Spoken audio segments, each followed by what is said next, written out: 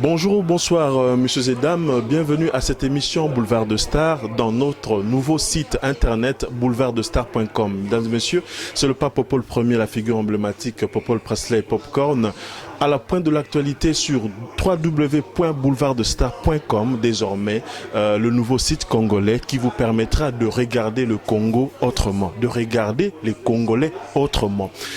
Ce soir, cet après-midi, ça dépend de l'heure où vous regardez cette émission, j'ai l'honneur, le grand plaisir de recevoir un confrère, ami, collègue, monsieur propre.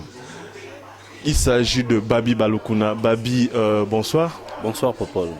Très heureux de te retrouver encore une fois sur ce micro de Boulevard de Stars, dans notre site internet boulevardestar.com. Quelles sont tes impressions ? Je suis d'abord très content de retrouver un ami après plusieurs années et à part cela un confrère parce que nous sommes tous du même domaine et aussi je suis content de voir qu'il y a des avancées, vous créez des histoires. Aujourd'hui nous parlons de Boulevard de Stars en site internet, c'est une très bonne chose. Il faudrait maintenant que les Congolais s'habituent à ton professionnalisme que nous connaissons déjà. D'accord. Merci beaucoup. C'est grâce aussi à notre correspondant au niveau de Gand en Belgique, Del Piero MP3, que nous avons pu mettre la main sur le politicien et journaliste Babi Balukuna. Babi Balukuna, je sais pas, tu préfères qu'on parle en français, lingala ou Dans toutes les langues, mais le lingala serait le mieux parce que j'aimerais qu'on atteigne quand même le plus de monde. D'accord. Babi Balukuna, Togo Baluka Baluka. On va pas tourner autour du pot. Togo Baluka Baluka, tout droit na information oyo. Ba Congolais, bazo zela ponayo et bazo lingaba yo kanamnoko na yo. Babi Balukuna, nous sommes en Belgique, En Belgique, oui. à Mons précisément. Donc, tous en a Kinte, tous en a Poto. Ça fait un bon moment que tu es Babi Balukuna na Kin. Il a connu des pépins à côté de prison Makala, à Zongi Koto na Poto, depuis Zongi silence. Ok, dis-nous un peu. Na niveau à Kin, on a vu après ton emprisonnement, au Salimo, quelques émissions qui passaient à la RTNC et tout ça, tout en réclamant ton passeport. Que voilà, c'est ça, passeport, on a bien que Zotamboula. Na magini niyo où s'est retrouvé à Anapoto. Ben, Est-ce que Bazong c'est là qui est au passeport nayo, avec quelles conditions ou quoi? et là, à Liboso, il faut qu'on précise que Nazoloba, Navandi Kimiate, Tozo Musala, les gens qui sont attentifs Nao, Tozo Sala Bazo, on appelle deux fois que Tolobaka, Tozo proposer Makambu. Mais façon peut-être Yaosa et Langwe qui est échangé, là nous préférons Kosala Ramambwe Belé dans le silence. Pourquoi? Parce que tout ça, les erreurs mingi, Bisoba Congolais, il faut le reconnaître. Na internet, na makambo média où on a dit tout et n'importe quoi. Alors tu le reconnais? Oui, je dois le reconnaître. Alors que Toza n'a pas raison na biso na mam Tozo Loba. Nous revendiquons makambo ko ezali noble. Mais peut-être parce que batu nyonso bakota ma mbongo, Toza ki pe na besoin batu nyonso bakota ngo, mais to pesa ki discipline te pédagogie moko boye pesa makite.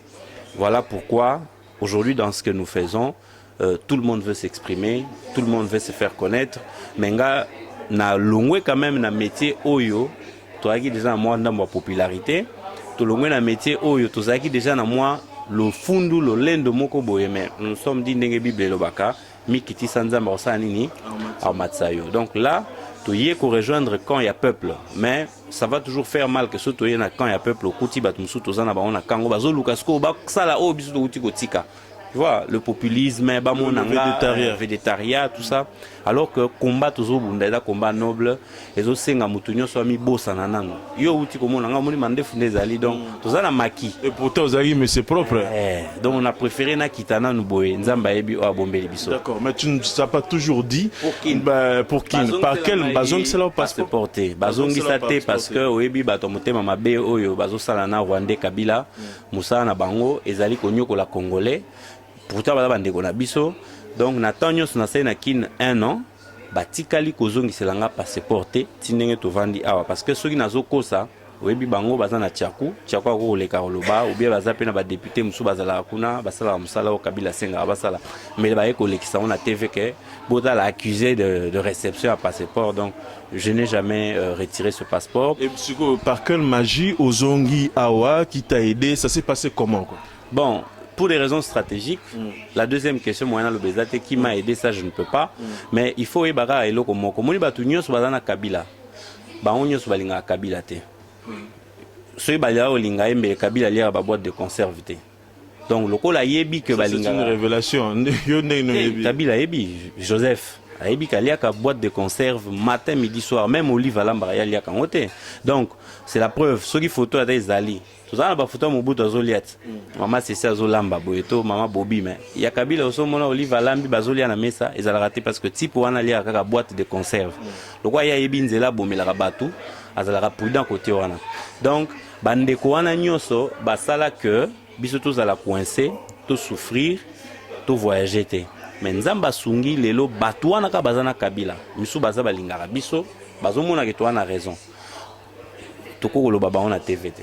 Ba onde ba lekisio. Basungi biso.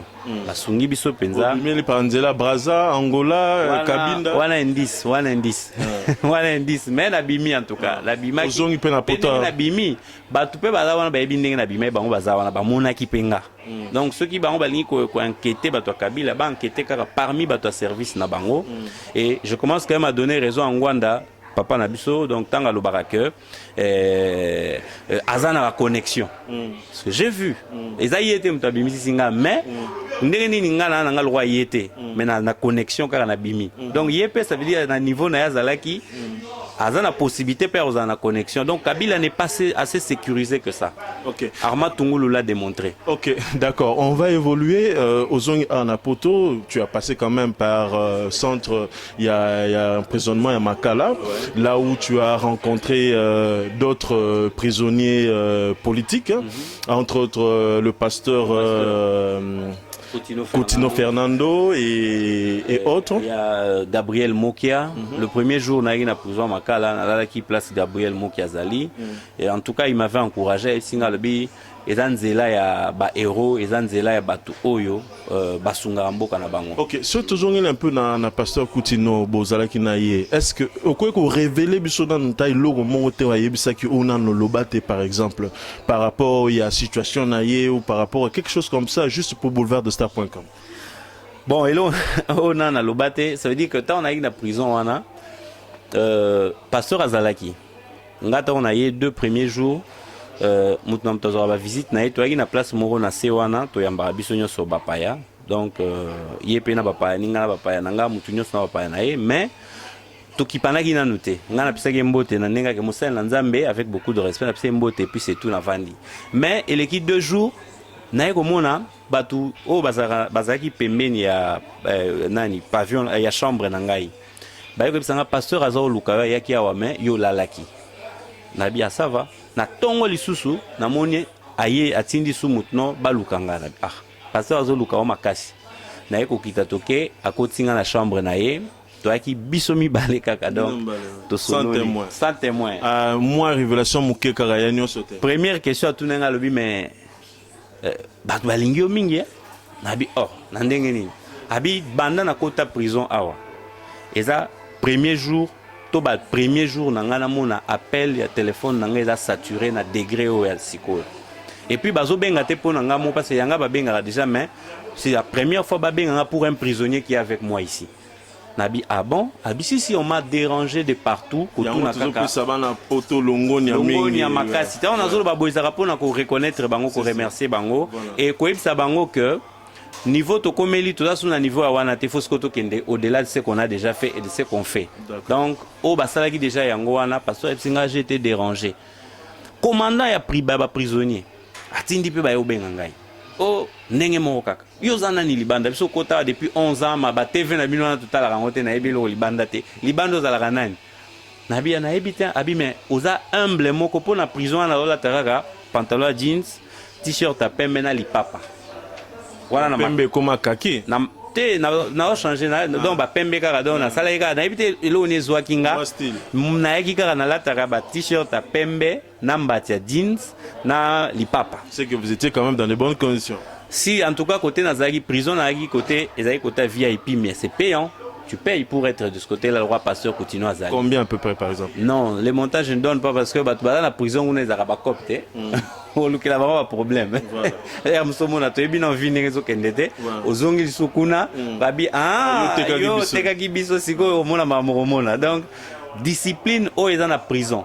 Moni libanda ba manquement ezalaka ba impoli baza mais na prison ce côté impolitesse au kola na prison il y a prison. Alors dis-nous qu'est-ce qu'il t'a révélé? Le pasteur, il m'a dit que en tout cas, il faut beaucoup prier. Nzela oyo poni ozali. Eza nzela ya bitumba pona mboka. Donc eza nzela moko il faut mibosana. Soko ozaka kokanisa que ozaboye alors tu vas souffrir moralement. Mais pourquoi yo ba bimisio ye batike? Quelle est la différence entre vous deux? Tokota qui joue morté d'abord et puis tu as qui dossier morté. C'est normal. Donc dossier nanga ezaki dossier mususu ya epé mususu o yanga pression ya bato poto et joaki mingi parce que et salami mbalamo nazo kota bango ba banda pression bato kabila baluki makambo kolati sangati esimbite au moins neto ya shebea so balukaki mambo lati saye et kazaki na no vivant ndenge to telemelaki wana benga basuka benga be bande osana ete ndenge moko pe nawe ya diomi oyo omoni bazo babambi eloko bon mutu bino bo bambi que a violé à salibo mais bon vous sambisa pourquoi bozo bomba eda la bakacho c'est parce que les faits ne sont pas clairs. Donc yanga ezaki moi chance do ya pasteur à sa sali 6e année yangoyo. Donc, bakatela qui est 20 ans ou il est moi Jean Rwanda, mais bon, je crois qu'avec libération Mboka Ozane Libanda. D'accord.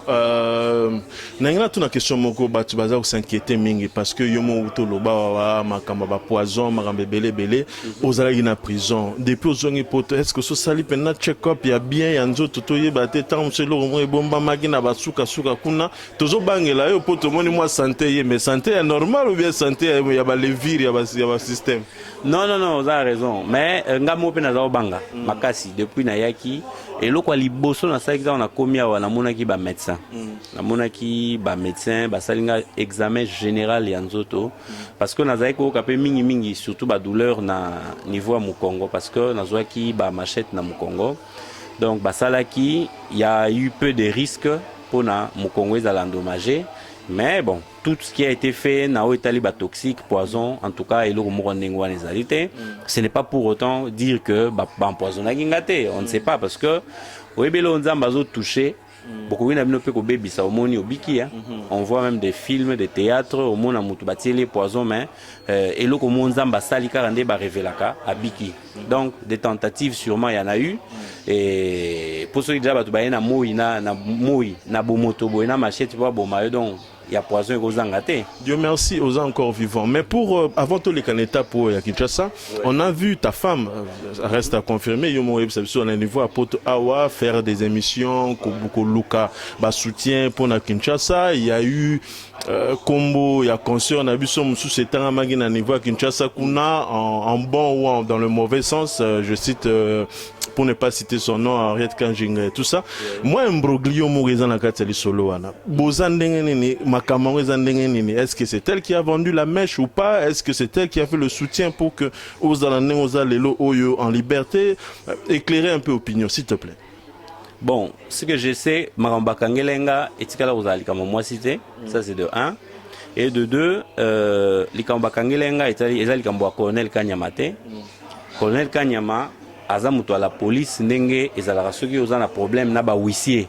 Batu bayara na ndaku so dans problème la justice ezaka ba huissier ba policier ba komema biloko mais le juge qui a signé il est à la maison il est au soit à son bureau donc eza bao anate Kanyama ce n'est qu'un exécutant et ti le longai peut-être ka pona ndenge ya kosa ki mingi po ya kokanganga bon eza na pe procédure militaire hein akoyi bisanga te tozo kokanga faut luka ba stratégie mais ezali likambo Kanyama te.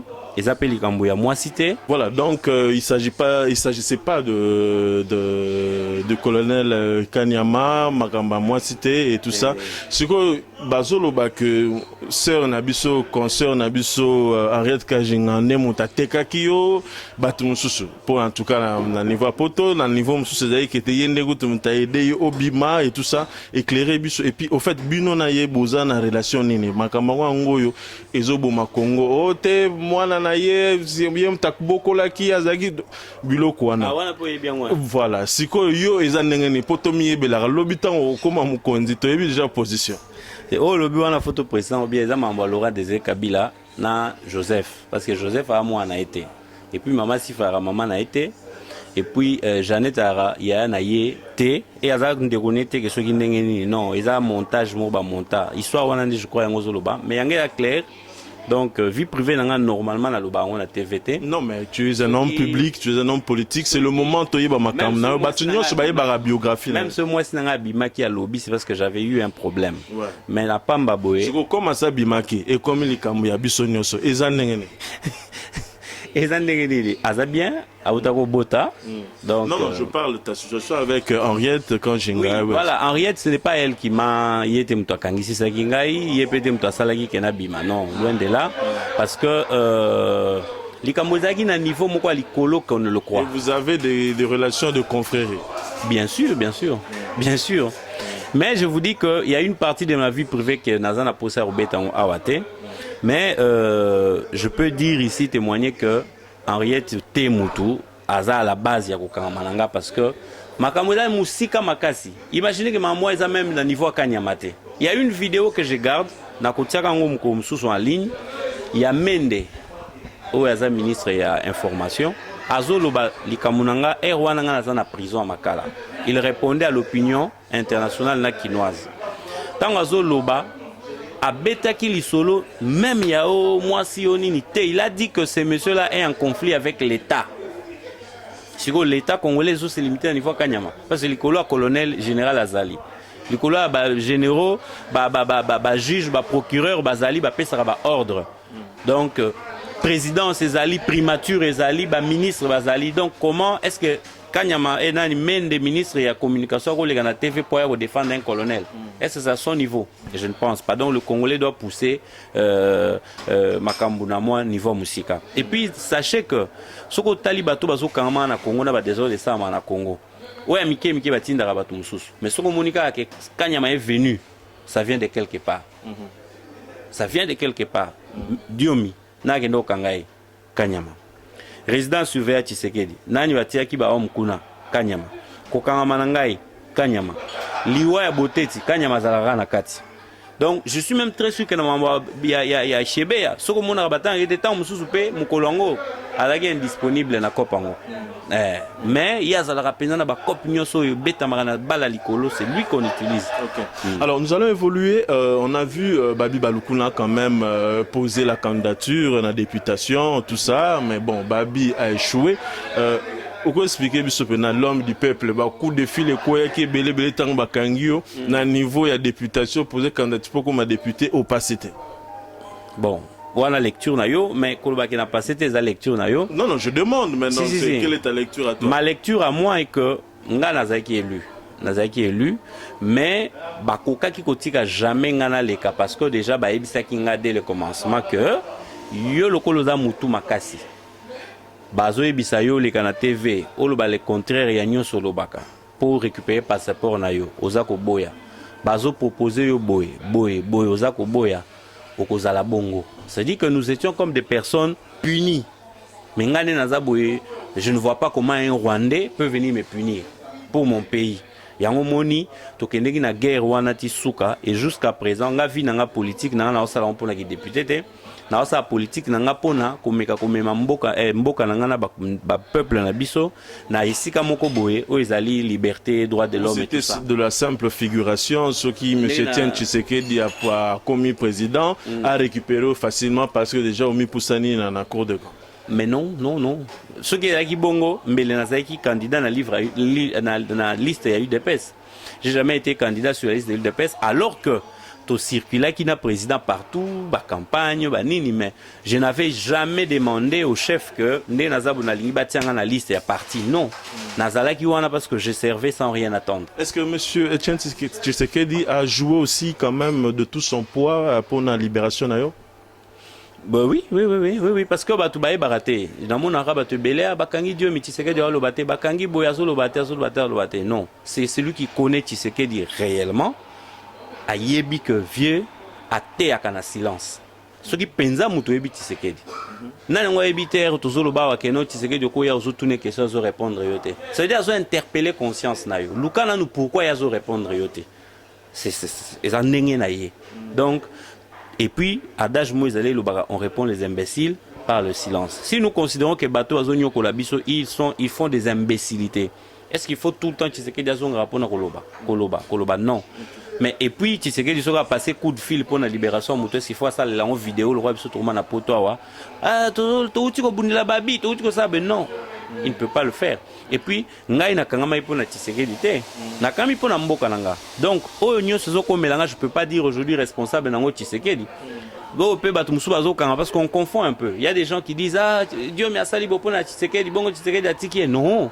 Dieu ne le fait pas pour Tshisekedi, il le fait pour son pays. Bongo ce que Tshisekedi abenga atuna nani kasi. Donc c'était quand même par rapport à tout ça aussi. Mais c'est quoi question sur tout ça nango Yom tout ça qui na monsieur Tshisekedi pendant les élections nandenge ko publier résultats selon ndenge ba publier kuna selon les résultats selon Ngoimulunda et tout ça.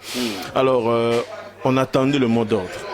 Qu'est-ce qui a fait que monsieur Tshisekedi, leader charismatique de l'opposition, appelle sa mot d'ordre Tilelo. Bino peut-être vous avez encore révélé ce mot d'ordre Tozelaka Tilelo Yarati. C'était quoi? Bon, ouais, journaliste, normalement, on a toutes nos questions me permettre de mouquer. Tant que vous avez le mot d'ordre, vous vous attendez à quoi ou à quelle parole exactement? On s'attendait que M. Tshisekedi se lève et lance le mot d'ordre qu'il a promis. Ah. Et on habite mot d'ordre. On ne peut pas entrer dans ma pensée naïe. Bino bozala ki wana, bozaki pembe naïe, tant bozoko sala baba stratégie. C'est mot d'ordre. Répétez les buissons. Toyoka nga personnellement na yoki na noté. Répétez les buissons. Bokanga Kabila, botiaye menote, boya naïe vivant. Ah, c'était ça le mot d'ordre. Oh, appelé ça déjà. N'a eu exemple moko. Les exemples, il y a des mots d'ordre. Mais il y a eu 2 ou 3 mots d'ordre qui ont été donnés. Est-ce que vous êtes sûr que le Congolais de Kinshasa et le Congolais de la diaspora a pu saisir ce mot d'ordre-là? Mais bien sûr. Bien sûr que si quelqu'un ne saisit pas, alors c'est la personne qui est en tout cas, en tant que journaliste, to tamboli moi partout, tozo yo kabat basé la rati le mot d'ordre et puis ti le lonan ba yo ka yango te fermement. Qui distrait. Sincèrement, j'ai nazana respect mingi pour ba congolais belé pour ba nyonso bazota la biso, mais s'il y a des gens qui jusqu'à présent ne comprennent pas que le mot d'ordre avait été donné, excuse-moi de dire qu'ils ont été distraits. Parce que mais pourquoi le mot d'ordre, si il a été donné, n'a pas été respecté? Pourtant, avec Etienne Tshisekedi, on a toujours respecté ces mots d'ordre. Il a été respecté, bien qu'il prenne le temps, parce que ce n'est pas une mince affaire, hein, de dire, voilà, qui déplace Moutou, Azana Mandou, qui Azana Mapinga nyonso à Congo, Azana Bambongo nyonso à Congo, Azana ba signature nyonso à Congo, Boloba Kekeno Kangae. C'est un mot d'ordre, mais qui n'est pas facile. Où en sommes-nous avec l'Imperium? Ben voilà, le mot d'ordre d'abord. Et l'Imperium, et zo pesa ba fait nango. Aujourd'hui, Sorozo Kabadjon Chibango Babimi. Est-ce que Tshisekedi Moutapese Minduki? Tshisekedi n'a même pas un pistolet. Soko Moni Badjon Chibango Babimi. Ba généraux, ba colonel, les belé bazo se rallier par-ci par-là. Na mon normalement ba komo lobani. Tozo bunda pona vérité des urnes pona Tozong Saïta des droits Nambo Cannabiso. Ça veut dire que c'est une réponse ou un ralliement au mot d'ordre. Ok. Maintenant, Babi Balukuna en Europe, exil, vraiment, c'est quoi? Il y a Kingunda, Théo, il y a Mukande, quoi, un exil, il y a un solo, ou bien tu comptes revenir à Kinshasa un de ces 4 matins? Bien sûr, le Congo c'est chez moi et je suis un acteur politique. Tu rentres quand? Non, ça je ne donne plus. Moyen d'appeler ça sous la terre. Mais tu rentres quand? Ouais. Mais je ne sais pas donner parce que ceux qui n'ont pas ici, au lieu public et aux Zélangay. Agent de service, il y a Kabila au service du mal. Bangonde ba aux Zélangay. Donc, nous avons besoin d'accueil na bangote. Na préféré na ngai na ça point de presse kanakin batupe ba yoka oyolo baba. D'accord, on évolue un peu lentement mais sûrement à la fin il y a interview en Babi parce qu'il est très chargé à l'instant là. Mais na okazote webi ke ba jeune belé balinge ko mbouye bango na makambo uti olekawa parce que bazotalara jeune moi abundanaka bien bazuye akoma mutu ape perde oyo bo asalaka bien bazuye mutu ape perde ngai babundana na nga esprit ezalaki ya kolenda ntango oza pembeni ya mutu lokwa Tshisekedi so olendi te mama mingi mais ndeko na biso mo mpe ayaki neti na Bruxelles awa mpo na bimamba bajeune bazwaki ye MP3 Del Piro bazwaki ye mais lokwa mutu na ye ezosala azongi na temps balatisa ye na écharpe. C'est pour dire que nous allons récupérer batu nyonso ya biso o Kabila zo amboué. Même les Mendela, tokozwa bango tokochatier bango mais bazonga na nzela. D'accord. Mais parlons un peu de l'actualité. Que penses-tu de Roger Lumbala? De monsieur Roger Lumbala? C'est un Congolais. Ouais, que penses-tu de lui? Il est de l'opposition réellement. Ça, penser na yo ou bien avis na par rapport à yepe akimaiga net yo ba stratégie pas abîmé. Vous avez peut-être un peu na ba histoire presque similaire. C'est avis na yo zanine. Sincèrement, naza mal placé pour nous global Kambo Roger Lumbala pour beaucoup de raisons. Mais ce que je pense est que il faut Congolais yeba que confiance et c'est méritaka. Ça c'est d'abord un. Et puis Congolais faut yeba que na makambo tozo bunda kotala baninga te. Mitala yo. Tala penza oyoza parce que soko tali mingi compter sur ndeko moko boy. Tongo ekotana o se retrouver za yo moko. Donc tu éviter kotala oh non ndeko boy est-ce que na biso est-ce que zaina biso est-ce que longo est-ce que komi boy est-ce que za traître est-ce que za collabo. On a assez dit ça. On a assez diabolisé les gens. On a assez eu des suspicions, des idées sur les gens. Alors, dans un moment où moi, je vais demander aux gens d'éviter de perdre de temps sur Roger Lumbala, oh boy, oh boy. Si toi, tu sais faire quelque chose pour ton pays, fais-le. Parce que dans mon rappel, tout le monde va vendre des non, oh, mais tu sais que dans mon pendenge ni tisiko, oh, yozo salanini. Pourquoi mot d'ordre de feu ou t'as pas tiseke? Mo tema na yo mo epesa ko mot d'ordre de. Po olia na ndako na yo tiseke mutu atinda yo.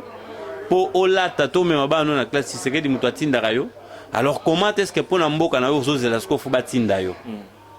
So ke pa ba soda o peuple abima na onanzela so peuple abimi biso to kolanda. Tango peuple abimi soda on pa yete. So ke pa peuple o soda ndima na ka robeta biso masasi te wana neto bimi mais qui trompe qui se cache derrière qui? Nga ba habita on amona ke funa bundela Congo. Des fois na la quand même moi sinanga te hein. Na bimaka pena na bimia musuna na keka na coin me buna omi na kini mais ayibi na kena coin tant pe na okoma na benge na sina bino mwende za boye ba enjeu ezo senga ke fayi koza na terrain parce que tala menda zo kosa batu boye il faut ngana luka moyena loba tala Kabila zo préparer loko boye neti tant ba réviser constitution je suis allé na meko sala auprès ya pa ba parlementaire nyoso na travail moko conscientisation mais malheureusement ba voter ka ke ba changer constitution. Donc ce sont là des exemples pour dire que celui qui veut faire quelque chose pour son pays il le fait sans attendre.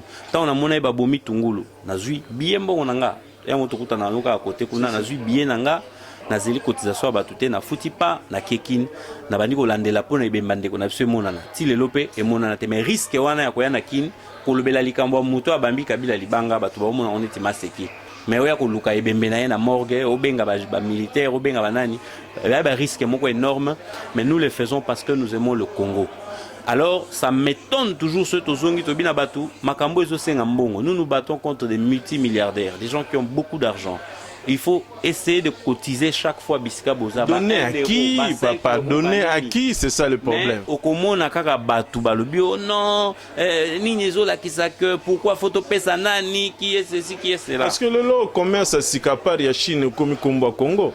Tout le monde au nom du Congo a linga zo makamyo so fele, tout le monde au nom du Congo a linga ba cotiser na business na ye personnel. Mais maintenant, ceux qui na batu faut ba cotiser, batala et sikani ni faut ba cotiser.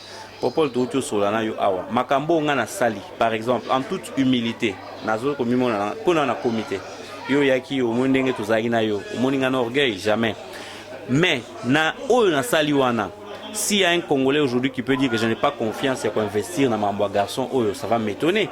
Parce que moi j'ai déjà commencé à investir au Yangai sans attendre que Moutoua tia. Si vous avez un pesa zotu nanga okosala nango nini alors vraiment c'est une question très méchante. Parce que on a sina sali yo monaki. Si vous lingi na sala dessin nini po monake nazana mususu ya kosala. Pona nini so yuwera tia affiche to jibe to kofi. Na avant que na concert au vana nanda ko benge kofi le lorsqu'on nzembo nini ya siko ko bimisa kuna tu espères que danse moko bien ko bima kuna crime quoi bien kobima on a parce que oza na foi oso mona ba album na bango siko yo so moni pe ba album na biso so mona siko zo luka album nini mususu yo za ko tia mbongo te. Voilà, un appel est lancé à tous ceux qui... C'est une façon de dire que Kopé ça paye tout le monde. Il faut tala. Naza penga mokote parce que mambo Congo toze beto bundelango. Mais bah tous ceux qui batali bako yeba que on est en pleine interview donc bandikobe bako yeba que oyo a raison inspirant quoi. Mutulwa Tshisekedi par exemple, so abike non, ti ambongo ya Imperium. Est-ce qu'il faut zonga à expliquer que non?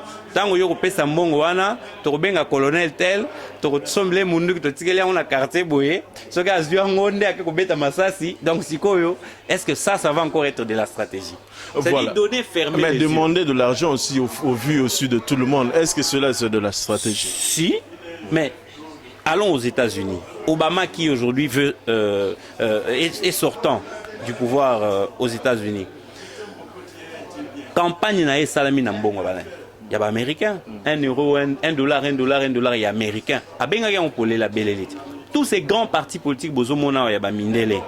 Okomona bazana ba site na bango oyo ba sympathisants ba tiaka. Mais pourquoi soki eloko momo wana? Notre site c'est lequel? Komi ko salama et pas ya congolais. Notre site c'est lequel? Nazo koma. So pourquoi soki eloko wana ngomo sama pas congolais au mona muto alobi non te o ezama ambwa soni. Oh batu bana mbongo bazana nyonso bazosenga siko biso nga babina muta magie pona bimisa mbongo na ndaku nanga ke bunda nango donc site na biso UDPS salaki site mokwawa na Belgique awa compte pamba numéro compte ba verrouiller yango na Belgique les gens connaissent ce que j'ai dit ba verrouiller numéro compte wana po batu bazai ko tia mbongo na kati mais le simple affaire Western Union ezali moi kombo na na bundaka nango eza kombo moko wana yango bakabila bayebi yango ba mindele na fandaka bayebi peza na identité kaka babi balukuno sali moi 10 chiffres c'est bon 10 chiffres kaka po mutu siko ke nkozango fo carte d'identité nanga lobaka so tina kini po passeport eza kuna komona boye nani type wana DGM comme François Beyake zona esika nanga donc wana ndefo mais soko tini neti place na za na Belgique oui. Alors pour terminer parce que ozana séance est belé ya ba rendez-vous na ba tifo sala awa nous sommes à 2 jours de la francophonie. Quel est ton point de vue par rapport à la francophonie qui doit se tenir dans 2 jours à Kinshasa? Es-tu pour ou contre et pourquoi? En tout cas la francophonie aurait pu être quelque chose de bien, une tribune de visibilité pour notre pays, mais malheureusement, la francophonie vient au mauvais moment. Il y a 2 événements douloureux qui ont frappé notre pays. C'est d'abord les élections qui sont très mal déroulées, avec un manque de transparence que le monde entier a décrié. Bon. À partir de ce moment où il y a ce manque de transparence, il y a eu tricherie et beaucoup de choses que plusieurs rapports ont démontré, je me dis que la démocratie est en péril. Parce que la démocratie ne se résume pas seulement que par les élections, mais les élections sont un des éléments qui savent mieux définir la démocratie. Donc en ce moment-là, démocratie ou francophonie et pronaka, droit de l'homme ou francophonie et pronaka, état de droit ou francophonie pronaka na ba valeur na yango eza mise en mal. Dites-moi maintenant francophonie zo keneko sala nini na mboka wana. Esika siko ezo tungisanga lisu ezali koloba boye. Comment est-ce que mindele bakoko zala motema mabe boye na congolais? Malgré to epsi bango ke élection eleki mabe, bango mo ba monaki, bazo kende kaka.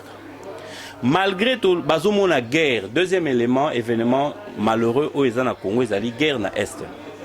Babandaki projet na bango avant mais guerre yé bamoni yango mais ils ont arrêté kaka bango te. Alors moi je me dis est-ce que c'est de la francophonie ou c'est de la francofolie? Et est-ce que c'est du business que batouana baza ko kende ko sala na Congo to baza ko ya penza na posa roya?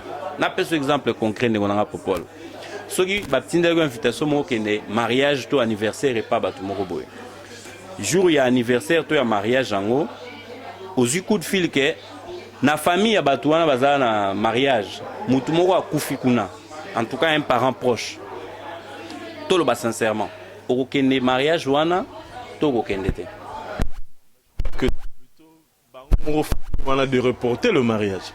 normalement. Après le début, c'est toi qui n'était. Mais si vous avez famille, wana muto akufi me ba reporter te. D'abord ba ta famille wana o yozo traiter na ba tinde ko invitation ozo ba ondeni. Siko bino bozo ba tout genre. Mais bozo kende ka vers baton. Monte que ça ne s'explique pas. Voilà. Oye boto ça no émission. To va no ba bengi o mère adaye na souhaité te na ebité so azana souhaité te. Donc ba mère adaye mais na mono zupe micro ba bi to continuer émission na ba mère en to koma linga le beba. Tant on le dit ma mère. Maman mais bien sûr. Madame nga bengi mère te on ba bato ba benga bon bazali. Nga na lo ba notre chère et tendre épouse. Na lo ba ndingo nga ba mère te. Mère c'est maman. Wa bota biso. Malheureusement, j'ai perdu mes parents déjà, ça fait belle lurette. Paix à leur âme. Comme moi. Donc sikoyo eloko anecdote association. Eloko nengo wana sikoyo oyo kaka keno batu wana bakufisi mais yozo lingo keka fait mais fait wana. Même batu wana so ba ba tamutam neti ba Tshisekedi dina minute ba omito ba ah mundele vraiment. Tout ça na deuil mais bozo ya kaka.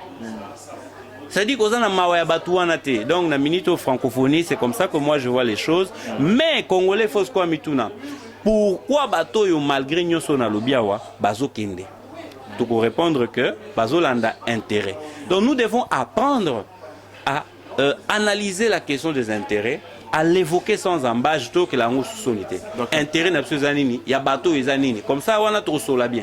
Ok. Dernier mot, il y a Babi Balukuna par rapport à toi-même, par rapport à tes visions, par rapport à ton mouvement politique et aussi par rapport à un message peut-être par rapport à tous ceux qui combattent pour le Congo parce qu'il y a aussi quand même à manger, à boire dans cette histoire. Ça peut être un avis aussi par rapport à ça. En tout cas, mon dernier mot est que Babi Balukuna, je ne m'appartiens plus. Donc, il y a vraiment longtemps, à peu près 5 ans, que j'ai cessé de m'appartenir. J'appartiens maintenant au Congo, j'appartiens au peuple congolais.